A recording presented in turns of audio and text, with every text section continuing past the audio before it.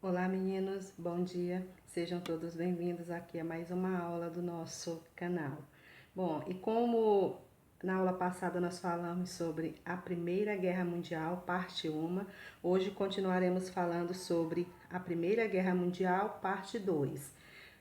Na aula passada falamos sobre as causas, as motivações da Primeira Grande Guerra e hoje nós vamos falar sobre essas fases desse conflito, da Primeira Guerra Mundial, tá? Nós vamos falar que essas fases, elas são consideradas 3. Nesse primeiro momento, nós vamos falar da primeira e da segunda fase. Na primeira fase, gente, foi a chamada Guerra de Movimentos, onde as potências estavam se alinhando, se organizando para a linha de frente. Como, por exemplo, as tropas alemães marcharam contra a Bélgica e a Bélgica tentou resistir com a ajuda dos franceses e ingleses. Eles conseguiram contra-atacar e a Alemanha acabou sendo retirada dessa batalha. Bom, na segunda fase, a Guerra de Trincheiras. Por que recebeu esse nome? Porque tanto os alemães quanto os ingleses acabavam cavando quilômetros de distâncias de valas. E dentro dessas valas eles se alojavam para lutar dia e noite contra os seus inimigos que viessem contra atacá-los.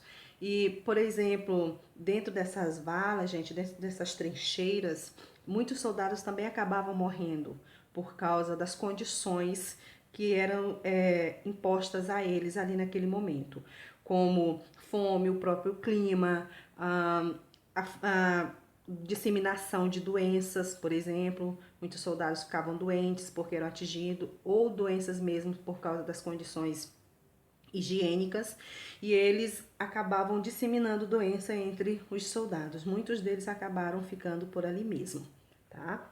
Bom, e isso é a primeira e a segunda fase da Primeira Guerra Mundial.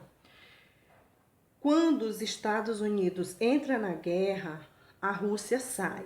E por que houve essa entrada dos Estados Unidos e a saída da Rússia? Em 1915, a Itália rompe com a Alemanha e se junta à Tríplice Entente. Milhares de jovens morriam nas trincheiras, outros países entravam na guerra. A Itália, a Romênia, a Grécia estavam ao lado da Grã-Bretanha. A Bulgária e o Império Turco-Otomano ao lado da Alemanha. Em 1917, gente, a Alemanha decidiu adotar a Guerra Submarina, que essa guerra submarina, ela consistia em afundar qualquer navio, qualquer embarcação em águas inimigas. E assim eles acabaram afundando navios norte-americanos, que eram navios que iam fornecer alimentos, armas para os países da Tríplice Entente. E aí o que os Estados Unidos fez quando foram atacados? Tomaram partido da Tríplice Entente e aí participaram de fato da Primeira Guerra Mundial, com soldados, foram para a linha de frente também, tá?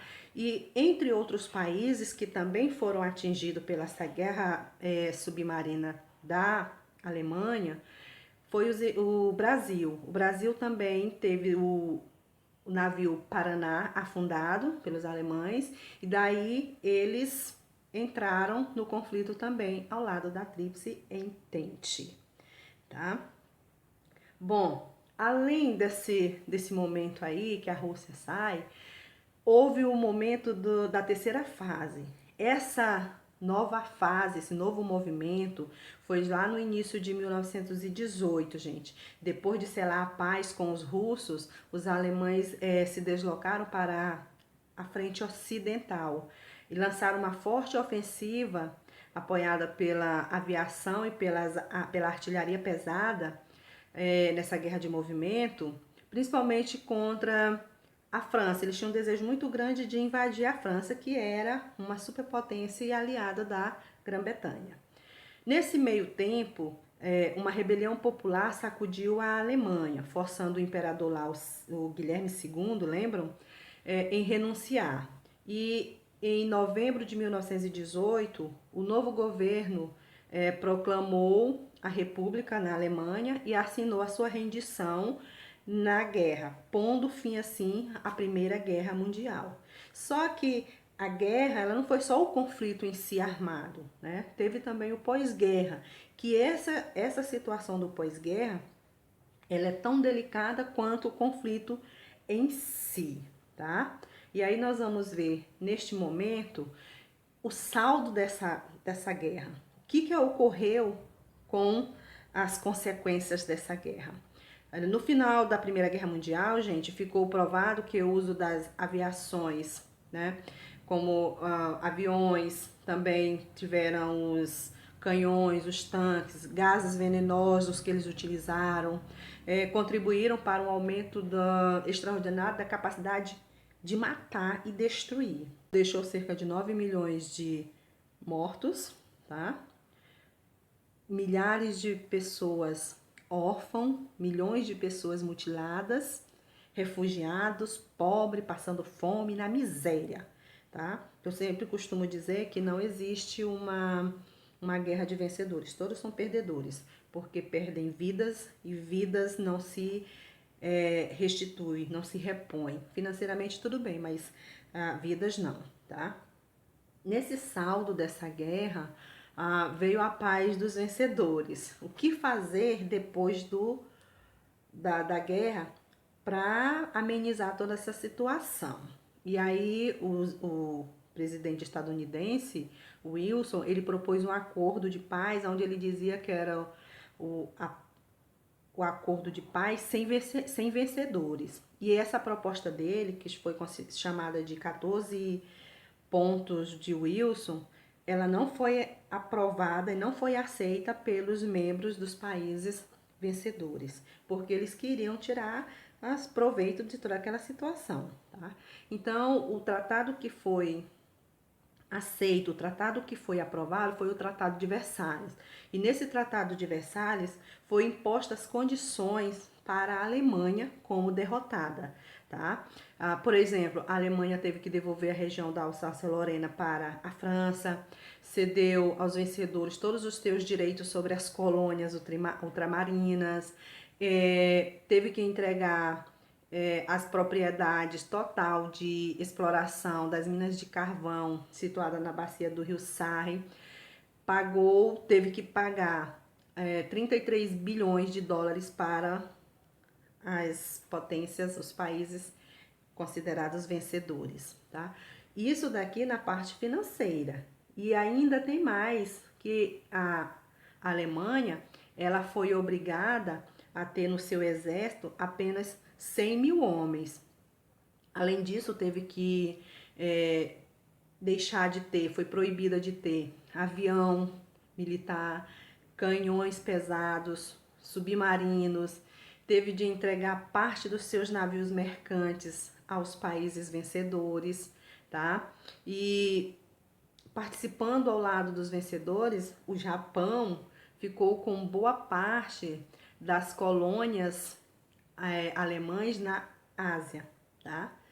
Os vencedores também puseram um acordo de paz aos aliados da Alemanha, que não ficaram de fora. E por meio deles, eles fizeram um novo mapa geopolítico, principalmente na Europa.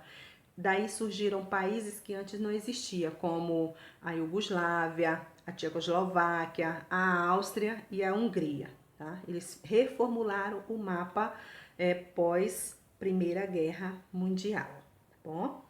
E depois desse conflito aí, eles criaram também a Liga das Nações, que a Liga das Nações era um órgão para, segundo eles, evitar um novo conflito, que era um órgão para apaziguar situações entre os países que geralmente entravam em conflitos. Só que essa Liga das Nações, elas não tinham aos Estados Unidos, por exemplo, que tinha ficado de fora. E era um órgão considerado fraco, né? Tanto que posteriormente ela foi transformada em ONU, que todo mundo conhece hoje, tá? Isso já só depois da Segunda Guerra Mundial que eles colocaram o nome de ONU. E teve outras reformas dentro desse órgão, tá bom? Mas voltando aqui ainda para a Primeira Guerra Mundial. E aí, a participação do Brasil na guerra. Como que o Brasil participou? Será que ele mandou soldados? Será que o Brasil, de fato, esteve na linha de combate? Sim. O Brasil mandou cruzadores contra torpedeiros, navios, ele mandou aviadores, mandou médicos para que fizessem parte também do campo de batalha. Então, uma vez oficialmente em estado de guerra, o Brasil apressou-se também em oferecer seus préstimos à causa aliada. Apesar da carência de infraestrutura aqui no Brasil, tá, e seu pouco expressivo poder militar, em novembro de 1917 ocorreu em Paris a Conferência Interaliada, na qual representantes brasileiros foram até lá, né, e ofereceram uma divisão naval para patrulhar e combater os submarinos alemães do Atlântico Sul. O Brasil também teve sua importância no conflito da Primeira Guerra Mundial, tá bom? Isso tudo pautado no interesse também dos governantes daquela época, tá bom, meninos? Bom, gente, na próxima aula continuaremos com o tema ainda sobre a Primeira Guerra Mundial, parte 3, tá? Pra gente falar do que ocorreu pós todos esses acordos, pós-guerra e os conflitos que permaneceram, tá bom? Daqui a uns 10 minutinhos estarei no grupo para falar sobre a atividade de vocês, passar as orientações e tirar dúvidas. E por hoje é só e até a próxima aula. Uma boa manhã, boa tarde, boa noite a todos vocês e até a próxima aula.